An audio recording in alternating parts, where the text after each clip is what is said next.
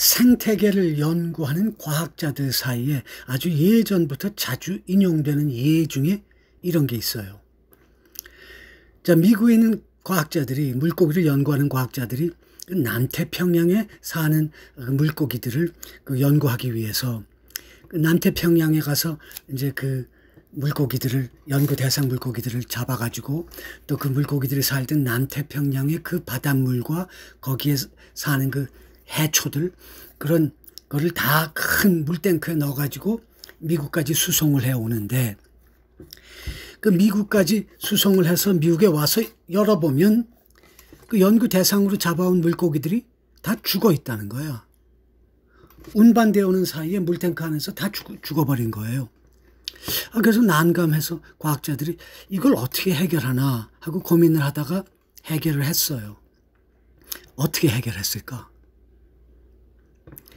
자, 그러니까 남태평양에서 그 연구 대상의 물고기들을 잡아가지고 전에는 그 물고기들이 사는 그 바닷물과 해초들을 같이 큰 탱크에 실어 왔는데, 이번에는 물론 그 바닷물과 해초도 다 같이 싣고, 그리고 한 가지 더, 그 연구 대상으로 그 수송해오는 물고기들이 제일 싫어하는, 그 물고기들을 괴롭히는 그 다른 물고기들까지 그 물탱크에 같이 넣어갖고 수송해 왔답니다. 그러니까 그 연구 대상의 물고기들이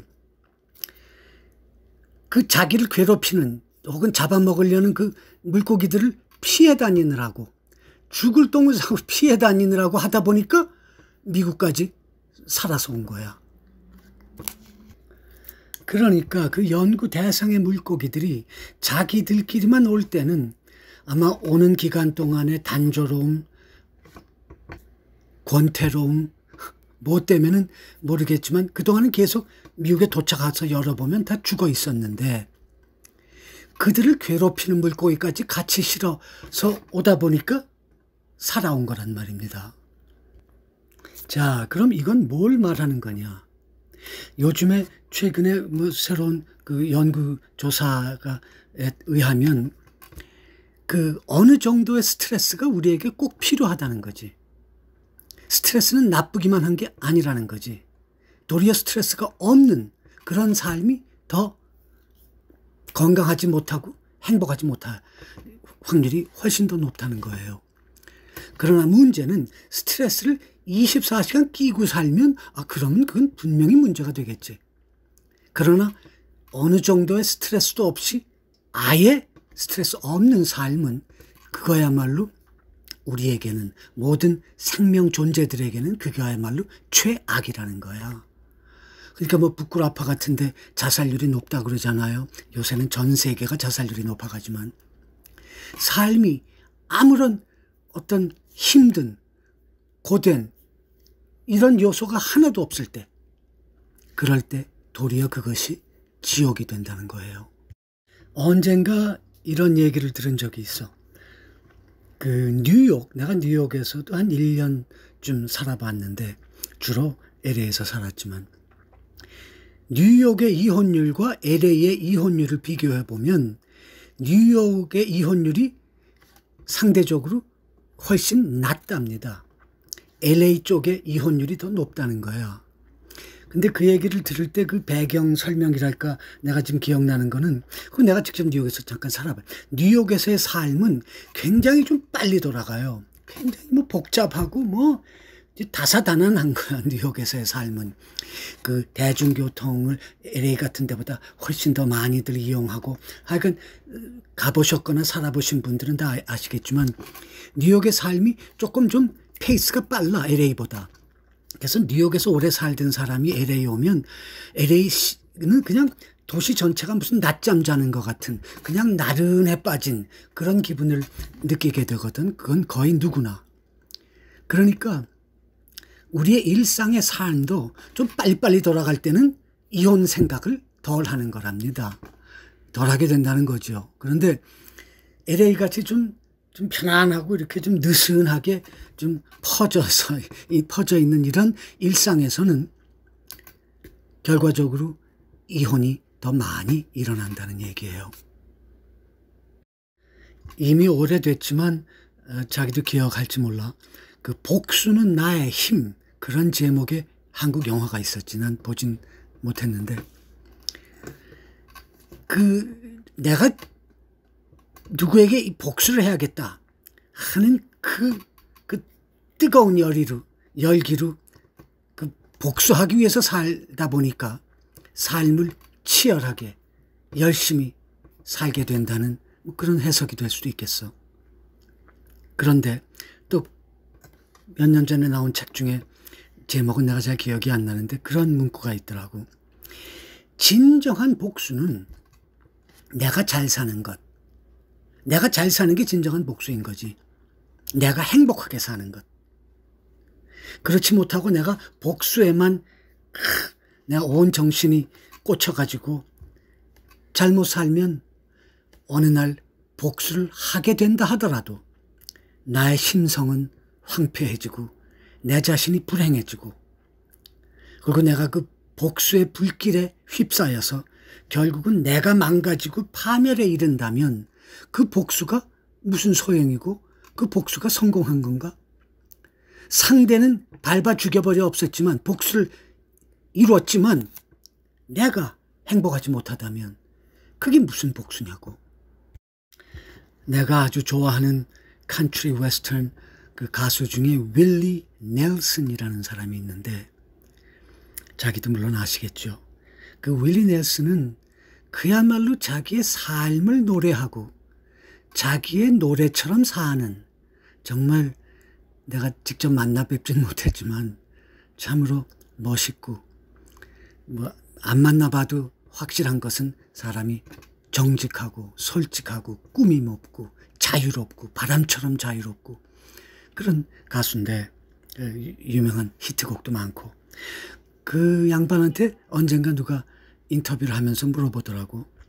당신의 삶에 지금 80 가까이 됐어요. 70대 후반인가. 근데 뭐 아직도 열심히 활동하셔. 그런데 그분에게 어느 사람이 물어봤어요.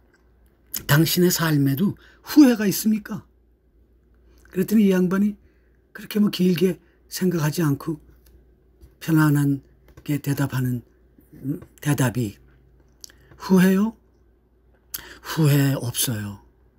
내가 지금 이 순간에, 지금 내가 내 인생 이 시점에 내가 만족하고 행복하기 때문에, 내가 지나온 길에 나에게 잘했건 못했건 그냥 다 고마울 뿐이죠.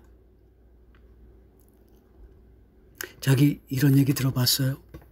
물론 들어보셨겠지. 나를 힘들게 하는 건 다 나의 선생이다라는 말이 있어. 나를 힘들게 하는 건 다 나의 선생이다. 나를 힘들게 할 때는 그때는 막 그냥 화가 나고 그냥 죽여버리고 싶고, 심하다면 뭐 어떤 그런 나쁜 감정이 막 솟아나기도 하겠지. 그러나 시간이 지나고 나면, 그때 그 사람 때문에 내가 이렇게 더 큰 인간이 됐구나, 성장했구나. 그 사람이 나에 대해서 근거 없는 얘기를 해서 내가 그 회사를 쫓겨나지 않았더라면 내가 지금의 이 더 좋은 기회를 만날 수 있었을까? 그래서 전에도 얘기했죠. 내가 또 좋아하는 기인 중에 한 사람, 정말 개성 있는 사람 중에 미국에서 그 노벨 문학상을 받은 윌리엄 포크너라는 사람. 그 사람이 괴이한 자기만의 개성적인 행동을 많이 한 사람인데, 하나만 다시 얘기하자면, 그 미국에서 지금까지 역대 대통령 중에 최고로 인기 있은, 그 이견이 없이 최고로 국민의 인기를 한 몸에 받았던 영부인과 함께 존 F 케네디 대통령 기억하죠? 그 존 F 케네디 대통령이 그 대통령이던 시절에 백악관으로 그 생존해 있는 미국의 노벨상 역대 수상자들을 다 초청했어. 40명인지 50명인지 60명인지 그 중에 상당수가 유태인 출신이었고. 근데 그때 유일하게 참석하지 않은 사람이 이 윌리엄 포크너라는 작가입니다. 참석하지 않은 이유를 나중에 기자가 물었더니, 저녁 한 끼 해결하기에는 길이 너무 멀다. 그게 이유였던 거야. 그 양반은 정장하는 것도 싫어해서 노벨 문학상 수상식에도 참석 안 하려고 그러다가 딸인지 조카딸이 스웨덴 구경하고 싶다 그래가지고 바로 전날 출판사에 연락해서 자기 전속 출판사에 연락해서 출판사 직원이 그 연미복 그 예식 그 차림의 양복을 빌려갖고 공항으로 와서 그거 받아가지고 비행기에서 수상소감을 또 썼는데 그게 또 유명해졌는데 그 양반이 나중에 유명해진 다음에 자기가 한때 재직했던 루이지아나 주립대학 거기서 그 양반이 우편국장을 했답니다. 주립대학 안에서. 근데 뭐 술 먹고 골프 치고 뭐 친구들하고 떠들고 이러느라고 근무를 태만히 해서 총장으로부터 해고를 당했어요. 근데 하여간 한참 세월이 흐른 뒤에 아주 절실하고 간곡한 사의의 고마움의 편지를 그 총장에게 보냈다고 하지. 유명한 일화야. 당신이 그때 나를 해고시키지 않았더라면 오늘의 내가 어떻게 있을 수 있었겠습니까? 진심으로 감사드립니다. 그러니까 우리가 살아가면서 실연을 하거나 실직을 하거나 혹은 무슨 큰 병을 만나거나 그 어떤 불행한 어떤 힘겨운 상황을 맞이하더라도 그 즉시 그 당시에 그거를 결론 내리려고 하지 맙시다. 시간이 많이 지나고 난 뒤에야 우리는 그때 확연하게 분명하게 알 수 있게 되거든. 그때 그 일이 당시에는 나에게 나쁜 일이었는데 결과적으로 좋은 일이 되든지 그때 내게 달콤하고 좋았던 일이 결과적으로 나에게는 나쁜 일이 될지 그건 시간만이 하는 거야. 시간만이. 그래서 또 이런 말도 있지. 우리가 인생을 살아가는데 꼭 필요한 3가지. 그게 뭐냐? 첫째, 양동이만큼의 지식. 둘째, 드럼통만큼의 사랑. 셋째, 바다만큼의 참을성. 멋있지? 다시 한번 할까? 양동이만큼의 지식, 드럼통만큼의 사랑, 바다만큼의 참을성. 그러니까 우리가 인간관계에서 또는 사랑에서 또는 우리 인생 전체에서 가장 무엇보다 중요한 것은 참을성, 기다릴 줄 아는 것, 시간을 기다릴 줄 아는 것. 왜? 우리는 그 최종 결과를 지금에는 알 수가 없거든. 그러니까 결과적으로 우리가 앞으로 살아가면서 몹시 힘든, 괴로운, 견디기 어려운 어떤 상황이나 조건 혹은 나에게 정말 나쁘게 대하는 사람 이럴 때마다 우리가 꼭 기억합시다. 아, 이게 다 내 선생이구나.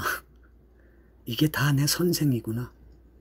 나를 지금 나에게 해코지하는 그 자신은 자기가 내 선생이 되겠다는 의도 같은 거는 눈꽃만큼도 물론 없겠지. 그러나 우리 자신이 그거를 기회로 공부로 삼아서 참고 나갈 때 우리는 끝에 가서 웃는, 끝에 가서 행복해지는.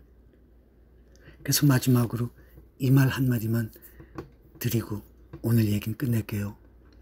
그 영어의 멋진 표현 중에 이것도 전에 한번 어딘가서 내가 말씀드린 건데 Win a battle and lose the war 라는 영어 표현이 있어요. 또는 거꾸로 해도 되겠지. Lose a battle, win the war. 전투에서 이기고 전쟁에서 지고 싶어? 자기? 아니면 한두 개의 전투에서는 지지만 전쟁에서 이기고 싶어? 인생은 마라톤 같은 긴 전쟁이니까 한 개 한 개 전투에 목매고 이겼다 졌다 히히비비 그걸 우린 초월하고 졸업합시다. 그래서 인생 전체를 전쟁 전체를 이기는 그런 기다릴 줄 알고 참을성 있는 그런 사람이 되면 우리 인생은 다 끝에 가서 만족하고 충만하고 행복한 삶으로 결말지어지지 않을까? 이것 또다시 내가 내 자신에게 하는 얘기를 그대와 함께 나눈 것뿐이에요. 내가 뭐 조금 자기보다 앞서가고 잘하고 그러는 거 하나도 없는데 또 귀한 시간 고마워. 잘 있어.